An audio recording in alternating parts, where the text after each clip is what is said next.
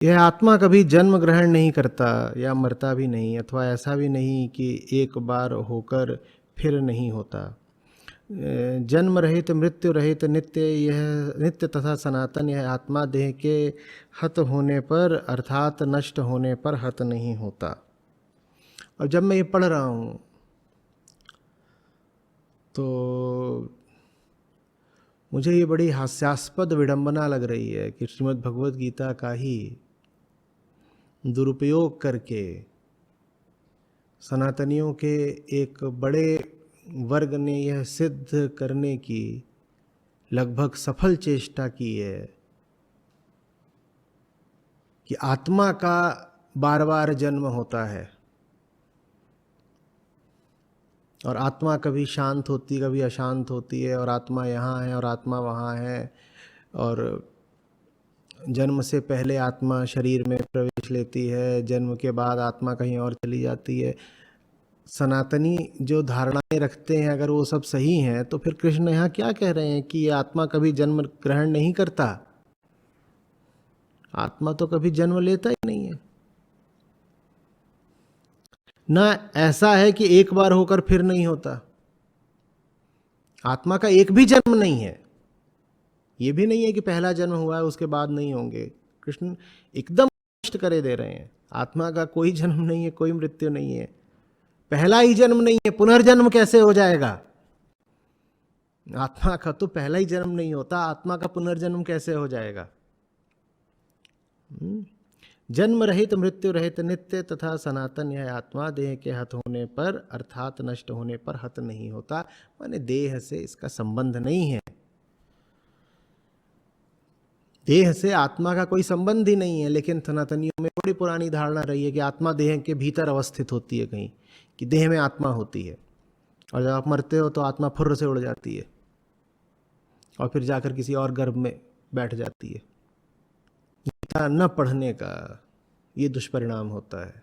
समझेंगे, अभी आगे बढ़ेंगे। आत्मा और जीवात्मा में बहुत अंतर है। आत्मा एकमात्र सत्य है, जीवात्मा एकमात्र झूठ है।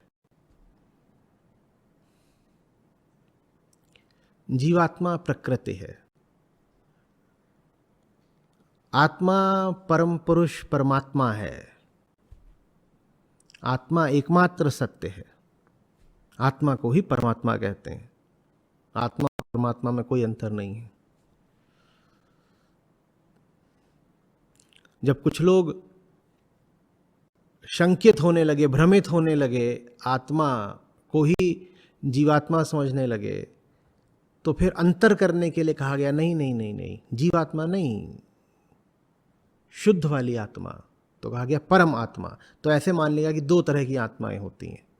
एक अशुद्ध वाली जिसे आम आदमी आत्मा समझता है उसको नाम दे दो जीव आत्मा, और एक शुद्ध वाली उसको नाम दे दो परम आत्मा। पर वास्तव में आत्मा एक ही है। आत्मा माने आत्मा, सत्य को आत्मा कहते हैं। आत्मा का देह से कोई संबंध नहीं। देह में आत्मा नहीं बैठी है, देह में चेतना बैठी है। देह में चेतना बैठी है, देह में आत्मा नहीं बैठी है। और आत्मा एक है, आत्मा अनेक नहीं है। आत्माएं जैसा कोई शब्द होता नहीं। किसी के शब्दकोश में यदि आत्मा का बहुवचन मौजूद है, कह रहा है आत्माएं, तो उस व्यक्ति को आध्यात्मिक तल पर निरा मूर्ख ही जानना। इसी तरीके से यदि कोई इस प्रकार के वाक्य बता रहा है, आत्मा का परमात्मा से मिलन या आत्मा की शांति के उपाय, तो इस व्यक्ति को भी आध्यात्मिक क्षेत्र में अनपढ़ ही जानना। आत्मा का परमात्मा से कौन सा मिलन? आत्मा का ही दूसरा नाम परमात्मा है। आत्मा की शांति के कौन से उपाय? आत्मा अशांत कहाँ से हो जाएगी? शांति का ही दूसरा नाम आत्मा है।